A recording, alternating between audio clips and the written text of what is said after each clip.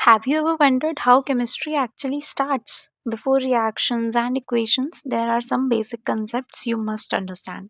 Welcome to G Chemistry. I am Gatika.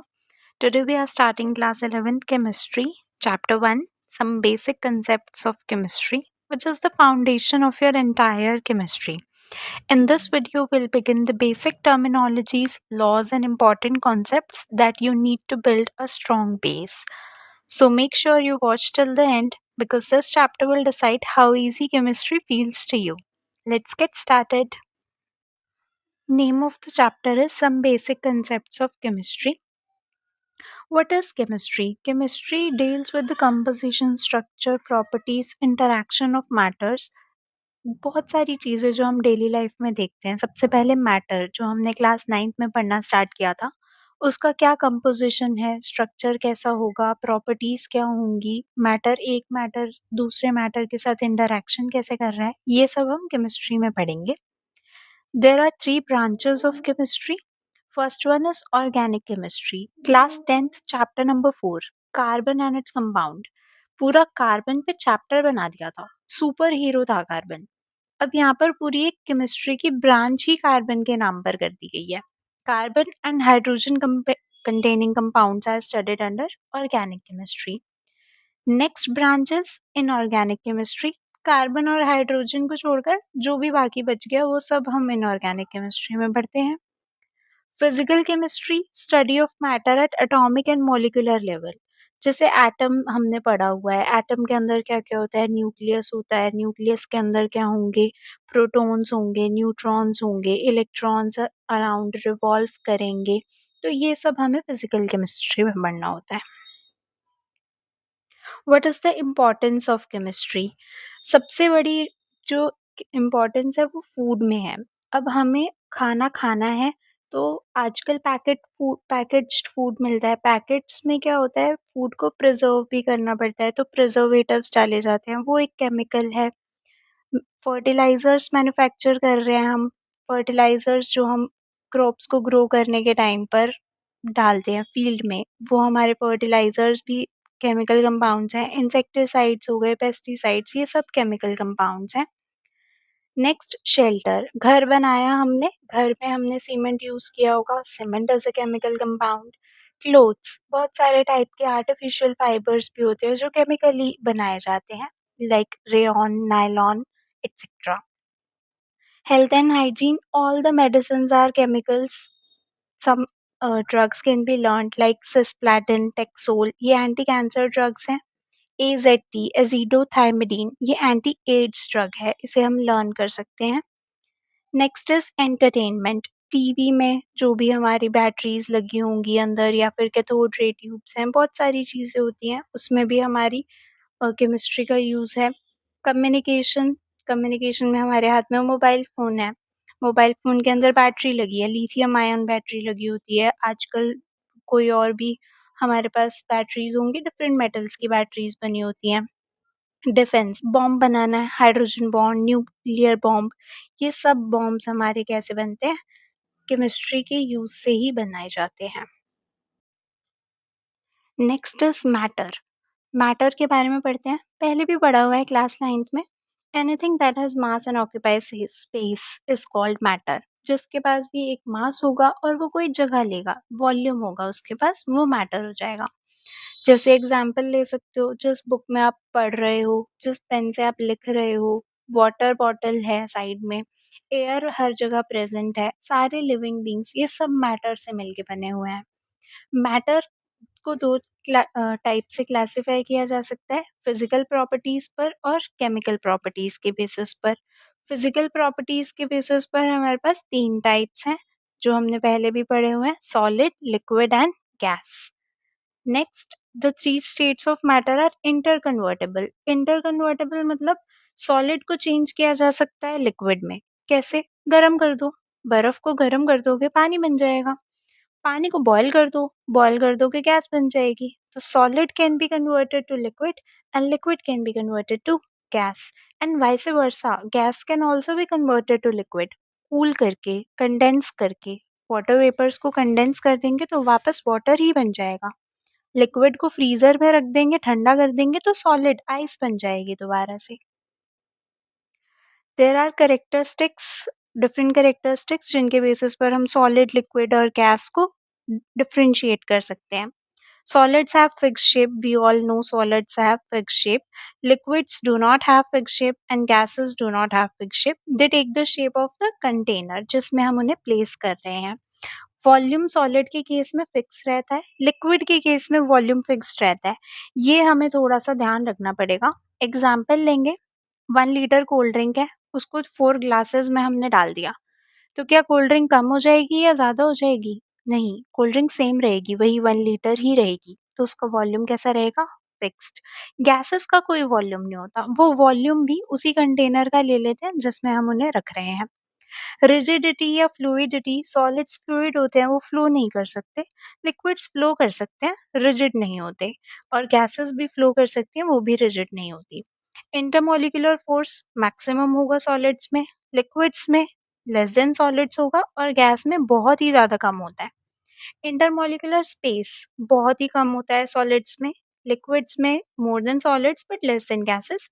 Gases में maximum होगा intermolecular space, और compressibility की बात करें तो सॉलिड्स को तो कंप्रेस कर ही नहीं सकते, लिक्विड्स को भी कंप्रेस नहीं कर सकते। अगर हमने पानी की बकेट भर ली है पूरी, हम पानी को ऊपर से प्रेशर लगा के ये थोड़ी कह सकते हैं कि थोड़ा-सा अंदर हो जाओ, थोड़ी-सी और जगह बना लो, 1 मग पानी और आ जाएगा, नहीं आ सकता, क्योंकि वो कंप्रेस नहीं किया जा सकता। और गैसेज़ हाइली कंप्रेसिबल होती हैं, जो आजकल हम यूज़ करते हैं, एलपीजी, लिक्विफाइड पेट्रोलियम गैस, तो मतलब गैस को हमने कंप्रेस करके लिक्विड फॉर्म में कन्वर्ट कर लिया है। क्लासिफिकेशन ऑफ मैटर, मैटर को हमने पहले फिजिकल प्रॉपर्टीज पे क्लासिफाई किया into solids, liquids and gases, और अब हम मैटर को क्लासिफाई कर रहे हैं on the basis of chemical properties, किसमें? Mixtures and pure substances. Mixtures क्या है? मिक्सचर्स को इम्प्योर सब्सटेंसेस भी लिखा होता है बुक्स में। Mixtures are further classified into homogeneous mixtures and heterogeneous mixtures, and pure substances are further classified into elements and compounds. तो ये सब हमें पढ़ना है, इसके बारे में हम एक-एक करके पढ़ेंगे। स्टार्ट हम इस साइड से करेंगे। सबसे पहले मैटर पढ़ेंगे, मैटर के बाद प्योर सब्सटेंस के टाइप्स, एलिमेंट्स एंड कंपाउंड्स, फिर मिक्सचर्स पढ़ेंगे, फिर homogeneous mixture and heterogeneous mixture. Let's start with pure substances. A pure substance is one which is made up only one kind of particle. Example लेंगे, जैसे gold है हमारे पास, तो gold में सारे गोल्ड के ही पार्टिकल्स होंगे, गोल्ड गोल्ड गोल्ड गोल्ड। कोई ऐसा तो नहीं होगा कि एक सिल्वर का पार्टिकल बीच में आके कहेगा हेलो मैं भी यहाँ पर प्रेजेंट हूँ, ऐसा नहीं होता। जो भी प्योर सब्सटेंस है उसमें सिर्फ वन काइंड ऑफ पार्टिकल्स होंगे। Example: gold, oxygen, hydrogen, water, carbon dioxide and many more. Next, glucose के अंदर कार्बन है, हाइड्रोजन है, ऑक्सीजन है, और फिक्स्ड रेशो में जुड़े रहते हैं। वो क्या फिक्स्ड रेशो होता है? C6H12O6। उसके पार्टिकल्स का कंपोजिशन सेम रहता है हर जगह। Constituents of pure substances cannot be separated by simple physical methods. जो constituents हैं, जैसे water है, water के अंदर क्या क्या प्रेजेंट है? H2O and H2O। वाटर में हाइड्रोजन है और ऑक्सीजन है। हाइड्रोजन और ऑक्सीजन अलग अलग नहीं कर सकते पानी को बॉयल करके। पानी घर में पतीले में रख के ऐसे नहीं होगा कि एक साइड हमारा हाइड्रोजन गैस निकल रही है और एक साइड ऑक्सीजन गैस, ऐसा नहीं होता। प्योर सब्सटेंस को दो चीजों में क्लासिफाई किया गया है, एलिमेंट्स एंड कंपाउंड्स। अब एलिमेंट्स के बारे में पढ़ते हैं। Particles of elements consist of only one type of atoms. यहाँ पर एटम भी एक ही टाइप का है। जैसे हमने बोला सोडियम, कॉपर, सिल्वर, जो भी मेटल्स हैं हमारे बेसिकली, वो सब एक ही टाइप के एटम्स हैं, उनको ही हम एलिमेंट्स कह देते हैं। Elements exist as atoms such as sodium, copper, whereas in some others the constituent particles are molecule. जैसे हाइड्रोजन है, हाइड्रोजन कैसे एग्जिस्ट करता है? H2 बनाकर। नाइट्रोजन कैसे एग्जिस्ट करता है? N2 के फॉर्म में। ऑक्सीजन O2 के फॉर्म में। तो हम ये कह सकते हैं कि ये अकेले अकेले एटम नहीं एग्जिस्ट कर रहे, यहाँ पर इनका मॉलिक्यूल एग्जिस्ट कर रहा है। ठीक है। Next is compound. कंपाउंड्स क्या होते हैं? When to or more atoms combine in a definite ratio like hydrogen and oxygen वो कंबाइन कर रहे हैं, हमने पहले भी पढ़ा हुआ है, दे कंबाइन इन 1:8, तो वो बाय मास का रेशियो है उनका, मॉलिक्यूल ऑफ कंपाउंड ऑब्टेन होगा उससे। Moreover constituents of a compound can not be separated into simpler substances by physical methods. वही जो अभी हमने बात की थी, वाटर है, वाटर को बॉयल करके हाइड्रोजन और ऑक्सीजन गैस नहीं ऑब्टेन कर सकते हम, या फिर अमोनिया NH3, उसको हम हीट करके या फिर डिसॉल्व करके N2 और H2 अलग-अलग नहीं कर सकते, ठीक है? H2 and O2 are homodiatomic. Homo means same and di means two. H2 में हाइड्रोजन और हाइड्रोजन दो एटम्स हो गए और दोनों सेम है, तो वो होमोडायटोमिक हो गया। सिमिलरली CO2 और H2O, इसमें दो अलग अलग टाइप के एटम्स हैं, कौन कौन से? कार्बन और ऑक्सीजन। और वाटर में हाइड्रोजन एंड ऑक्सीजन, तो हेट्रो का मीन्स हो गया डिफरेंट और डाई मीन्स टू, तो दो टाइप के हो गए यहाँ पर भी हमारे मॉलिक्यूल्स। यहाँ पर हम देख सकते हैं, जैसे यहाँ पर सिर्फ हाइड्रोजन लिखा है, हाइड्रोजन का मतलब है कि ये वन एटम ऑफ हाइड्रोजन है। Similarly one atom of oxygen, one atom of nitrogen, one atom of copper, one atom of sodium. अगर दो एटम हाइड्रोजन के कंबाइन करेंगे तो हमें क्या मिलेगा? One molecule of hydrogen, H2। अगर एक एटम ऑक्सीजन का दूसरे एटम ऑफ ऑक्सीजन के साथ कंबाइन करेगा तो हमें क्या मिलेगा? One molecule of oxygen, O2। यहाँ पर वाटर मॉलिक्यूल ड्रॉ किया हुआ है, वाटर मॉलिक्यूल में दो हाइड्रोजन एटम्स कंबाइन हो रहे हैं किसके साथ? वन एटम ऑफ ऑक्सीजन के साथ, तो हमें क्या मिल रहा है? H2O, water molecule. CO2 carbon dioxide, इसमें एक कार्बन एटम कंबाइन हुआ है दो ऑक्सीजन एटम्स के साथ, तो ये एक मॉलिक्यूल हो गया किसका? CO2 का। One more important thing about compounds are the properties of compounds are different from those of its constituent elements. जो constituent elements हैं, जैसे water है, water के अंदर constituent element कौन कौन है? Hydrogen and oxygen. अब हाइड्रोजन H2 और ऑक्सीजन O2, हाइड्रोजन की कंपोजिशन प्रॉपर्टीज डिफरेंट होंगी और ऑक्सीजन की प्रॉपर्टीज डिफरेंट होंगी। कैसे? हाइड्रोजन जो है वो हमारा क्या होता है? Burns with pop sound. अगर हमने कभी एक्सपेरिमेंट देखा हो आप लोगों ने, तो ये पॉप साउंड से बर्न करती है हाइड्रोजन गैस। और oxygen supports combustion. Supports combustion means इसके बिना आग लगाई ही नहीं जा सकती। अगर ऑक्सीजन नहीं है तो हम किसी चीज को बर्न नहीं कर पाएंगे, तो ये सपोर्ट करती है कंबशन को।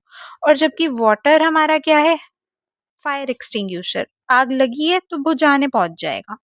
तो हम ये कह सकते हैं कि ये जो तीनों चीजें हैं, वाटर और हाइड्रोजन और ऑक्सीजन, ये सब अलग अलग प्रॉपर्टीज शो कर रहे हैं।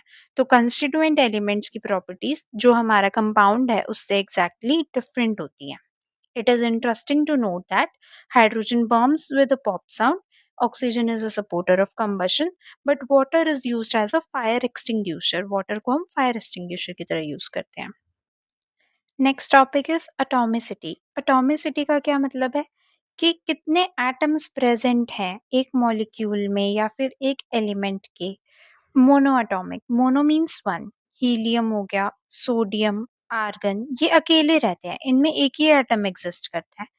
कुछ चीजें डायटोमिक फॉर्म में रहती हैं, जैसे H2, दो हाइड्रोजन एटम्स हैं, Cl2, two hydrogen atoms are there, oxygen O2, two oxygen atoms are there, N2, F2, इस टाइप के और भी बहुत सारे हो सकते हैं। Triatomic, try means three, three में हमारा एग्जाम्पल होता है ओजोन, O3, ये हमारा तीन मॉलिक्यूल एक साथ रह रहे हैं। टेट्राटॉमिक, टेट्राटॉमिक में फोर एटम्स एक साथ कंबाइन हो जाएंगे, जैसे कि P4, ठीक है। पॉलीएटॉमिक मोर देन फोर हो जाएगा, इसके अंदर एग्जाम्पल है सल्फर, S8, इसका लास्ट टाइम हमने डायग्राम भी ड्रॉ करा था। इसमें 8 एटम्स कंबाइन करते हैं एक साथ, 10th क्लास में आता है इसका डायग्राम, क्राउन स्ट्रक्चर बनाते हैं। Next topic is mixtures. अब मिक्सचर्स के लिए डेफिनेशन पढ़ते हैं। A mixture contains particles of two or more pure substances which may be present in any ratio. कोई भी दो प्योर सब्सटेंस किसी भी रेशियो में मिक्स हो जाए, जैसे एक गिलास पानी ले लिया, उसमें 1 स्पून शुगर डाल दी, या फिर 1 ग्लास पानी लेके उसमें 2 स्पून शुगर डाल दी। नींबू पानी बनाते हैं, कोई 1 चम्मच चीनी डालता है, कोई 2 चम्मच चीनी डाल लेता है। तो जिसका जितना मन है उसके हिसाब से चलता है यहाँ पे, कोई फिक्स्ड रेशियो नहीं है, कोई जज नहीं करेगा, कोई गलत नहीं कह देगा तुम्हारे मिक्सचर को, ठीक है? एग्ज़ाम्पल में क्या है? Sugar solution in water, air, T etcetera. Air क्या है? मिक्सचर ऑफ गैसेज़ है, इसमें बहुत सारी गैसेज़ होती हैं, इसलिए इसे मिक्सचर कहते हैं। The components of a mixture can be separated by using physical methods. जो components हैं उन्हें separate किया जा सकता है physical method से, लेकिन जो हमारे pure substances के constituents होते हैं उनको हम separate नहीं कर सकते physical method से, वहाँ पे हमें chemical method चाहिए होता है। Physical methods क्या क्या हो सकते हैं? जैसे hand picking, filtration, crystallization या distillation। A mixture may be homogeneous और heterogeneous। मिक्सचर या तो होमोजेनस हो सकता है या फिर हेटेरोजेनस हो सकता है। अब ये हम डिटेल में पढ़ते हैं आगे। Homogeneous mixtures क्या हैं? The particles of the components of the mixture are uniformly distributed throughout the bulk of the mixture. Example से समझते हैं, जैसे मैंने यहाँ पर शुगर सॉल्यूशन बनाया, पानी लिया, उसके अंदर चीनी डाली। अब चीनी हर जगह इक्वली डिस्ट्रीब्यूट हो जाएगी या मिक्स हो जाएगी? मैं ऊपर से थोड़ा सा पानी टेस्ट करूँ तब भी वो उतना ही मीठा होगा, और नीचे से पानी टेस्ट करूँ तब भी वो सेम मीठा होगा। तो हम ये कह सकते हैं कि जो इसकी कंपोजिशन है वो पूरी तरह फैल गई है या फिर यूनिफॉर्मली डिस्ट्रीब्यूटेड है। सिमिलरली हेटेरोजेनस मिक्सचर्स में क्या होगा? यहाँ पर हमारी जो कंपोजिशन है वो यूनिफॉर्म नहीं होती है। जैसे हमने मिट्टी वाला पानी बनाया, अब मिट्टी का क्या है कि मिट्टी थोड़ी थोड़ी नीचे सेटल हो जाएगी, नीचे ज्यादा मिट्टी होगी और ऊपर कम मिट्टी दिखाई देगी।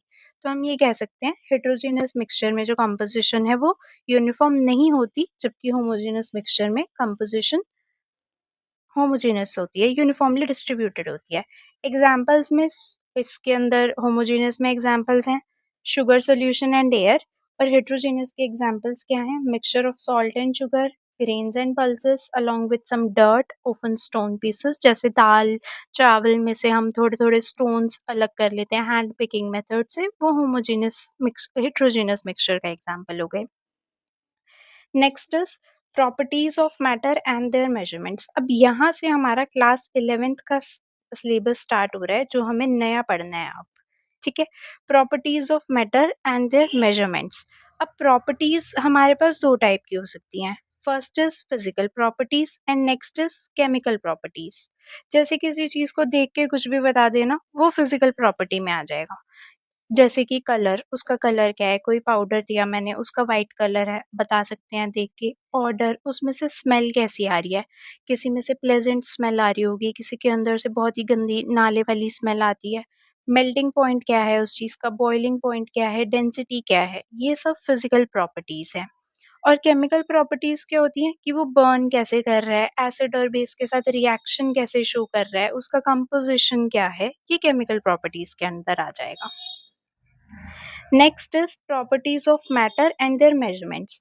अब प्रॉपर्टीज दो टाइप की थी, देख ली। अब फिजिकल प्रॉपर्टीज को मेजर भी किया जा सकता है। कैसे? Physical properties can be measured और observe without changing the identity और कंपोजिशन ऑफ द सब्सटेंस। जो फिजिकल प्रॉपर्टीज हैं उनको मेजर करने के लिए हमें कंपाउंड की या फिर जो सब्सटेंस हम ले रहे हैं उसकी आइडेंटिटी को चेंज करने की कोई ज़रूरत नहीं है। क्यों? क्योंकि फिजिकल प्रॉपर्टी को हम केमिकल चेंज से केमिकल चेंज के बेसिस पे जज ही नहीं कर रहे। फिजिकल प्रॉपर्टी है, कलर बता दो, देख के बता दिया। स्मेल बता दो, देख के बता दी। बॉइलिंग पॉइंट पूछा है, चेक करके बता दिया। कंपाउंड को कुछ खराब करने की जरूरत पड़ी ही नहीं। जबकि अगर हमें केमिकल प्रॉपर्टीज बतानी है, तब हमें उसको रिएक्शन करवा के देखना पड़ेगा, और रिएक्शन करवाने के लिए एसिडिटी देखनी है, बेसिसिटी देखनी है, या फिर कंबस्टिबिलिटी देखनी है। ये सब हमें करना पड़ेगा और फिर हम ऑब्जर्वेशन अपना रिकॉर्ड कर सकते हैं। द मेजरमेंट और observation of chemical properties require a chemical change to occur. The examples of chemical properties are characteristic reactions of different substances. These include acidity or basicity, combustibility, etc. Measurement of physical properties. Measurement करना है अब in physical properties का। Major कैसे करते हैं?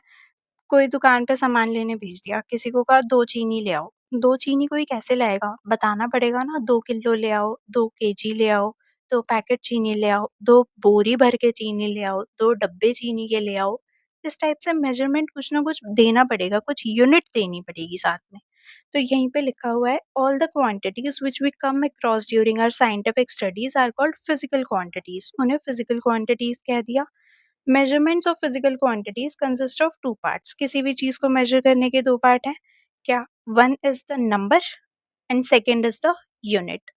एक number होगा, जैसे यहाँ पर मैंने लिखा 2 kg, तो 2 एक नंबर है जिसको केमिस्ट्री में या साइंस में हम मैग्नीट्यूड कह देते हैं ज़्यादातर, और ये केजी क्या है? यूनिट। ठीक है, 2 kg where 2 is the number and kg is the unit. The need of common standard system was felt by scientific community. अब यहाँ पर एक common standard की need देखी गई, तो फिर अब हमने उसको एक सिस्टम बना लिया कि यूनिट्स को हम डिफाइन कैसे करेंगे। इंटरनेशनल सिस्टम ऑफ यूनिट्स हमें वो एक मेथड देता है किसी भी यूनिट को पढ़ने का। इंटरनेशनल सिस्टम ऑफ यूनिट्स, इसको फ्रेंच में कह देते हैं ले system international units, abbreviated as SI. बहुत इंपॉर्टेंट है, एसआई यूनिट्स हम पढ़ेंगे। ये एब्रीवेशन है, इसका शॉर्ट फॉर्म कह सकते हैं। SI unit, international system of units, उसकी फुल फॉर्म लिख दी। A unit is defined as a standard of reference chosen to measure any physical quantities. कोई भी यूनिट है, किसी को मेजर करने की बता रहे हैं कि कैसे मेजर करेंगे, कि जैसे हमने 7 किलोग्राम सामान लेना है या फिर 7 ग्राम्स हमें कोई चीज़ खरीदनी है, तो ये सब बताना पड़ेगा हमें। There are 7 basic units. 7 basic units होती हैं। सेम यूनिट्स हम फिजिक्स में भी पढ़ते हैं, सेम यूनिट्स केमिस्ट्री में भी आती हैं। टेबल में दे रखी हैं, ये टेबल हमारे एनसीईआरटी बुक में बना हुआ है। The international system of units SI. Length को डिनोट करते हैं स्मॉल एम स्मॉल एल से। एसआई यूनिट है मीटर, मीटर का सिंबल स्मॉल एम। मास, मास को डिनोट करते हैं स्मॉल एम से। Unit is kilogram, denoted by KG. Time denoted by small T, unit is second, small S. Electric current I, ampere is the unit, denoted by capital A. Thermodynamic temperature T, kelvin unit है और denoted by capital के। Note करेंगे degree Celsius नहीं होती है SI unit, कई बच्चे इसको डिग्री सेल्सियस मानते हैं। Amount of substance denoted by small n, unit is mole, MOLE, and symbol is MOL, mole. ये हमें इस चैप्टर में पढ़ना है। ल्यूमिनस इंटेंसिटी IV से डिनोट करते हैं, unit is candela, symbol CD, not of use. अब यहाँ पर एनसीईआरटी बुक में कुछ डेफिनेशंस दे रखी हैं बेस यूनिट्स की। ज़्यादा लर्न करने की ज़रूरत नहीं है, अगर आप पढ़ना चाहो तो इसे रीड कर सकते हो। All the 7 units are given. Next question, this is the 14th question of NCERT exercise. What is the SI unit of mass? अभी अभी पढ़ा हमने, एसआई यूनिट ऑफ मास क्या है? Kilogram. How is it defined? इसकी डेफिनेशन पूछिए तो यहाँ पर एक डेफिनेशन लिख दी है। It is the mass of platinum iridium cylinder that is stored in airtight jar at an international bureau of weight and measurement in France. अब यहाँ पर थोड़ी सी स्टोरी है।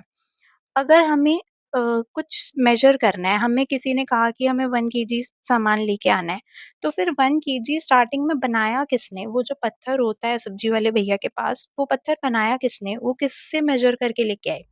तो फिर हम कहेंगे कि फ्रांस में एक लैब है, उसके अंदर एक प्लैटिनम इरिडियम का सिलेंडर है जो कि एयर टाइट कंटेनर में स्टोर किया गया है। तो वहां से हम अपना मेजर करके लेके आए हैं उस स्टोन को, और वो हर कंट्री में सेम चल रहा है। सिमिलरली अगर हमसे कोई पूछे कि 1 मीटर लेंथ कितनी होती है, सेम हम वही कहेंगे कि फ्रांस में जाके एक लैब है, उसके अंदर प्लैटिनम इरिडियम का एक रॉड बनाया गया है, उसकी लेंथ 1 मीटर है, तो अपना अपना 1 मीटर वहां से मेजर करके अपने अपने कंट्री में ले आओ। ठीक है, next topic is derived units. अब सारी यूनिट्स तो बेसिक यूनिट्स में नहीं आ सकती थी, 7 यूनिट्स ही आई, तो अब हम कुछ यूनिट्स को डेराइव कर लेंगे। The units of all other physical quantities are derived from the basic units and are called derived units. Example, area है, एरिया का फॉर्मूला क्या होता है? अगर मैं एरिया ऑफ स्क्वायर की बात करूँ, side square is the formula. Side एक टाइप की लेंथ है, तो लेंथ की यूनिट मीटर हो गई। उसका स्क्वायर कर दिया तो यूनिट में भी स्क्वायर आ जाएगा। ऐसा unit of area is metre square. Similarly volume, volume का फॉर्मूला क्या होता है? वॉल्यूम ऑफ क्यूब की बात करूँ तो साइड क्यूब, तो यहाँ पर कितना आ जाएगा? Side is also a length, तो मीटर क्यूब। डेंसिटी, डेंसिटी का फॉर्मूला क्या होगा? मास पर यूनिट वॉल्यूम। अब मास की ऐसे यूनिट ग्राम मत लिख देना, किलोग्राम होती है। किलोग्राम बाय वॉल्यूम कितना? Metre cube. तो ये यूनिट कितनी आ गई? किलोग्राम पर metre cube. Similarly velocity, velocity का फॉर्मूला क्या होगा? डिस्टेंस या डिस्प्लेसमेंट कह सकते हैं। Distance per unit time, distance की यूनिट मीटर, टाइम की यूनिट सेकेंड। तो ये कितनी यूनिट आ गई? मीटर पर सेकेंड।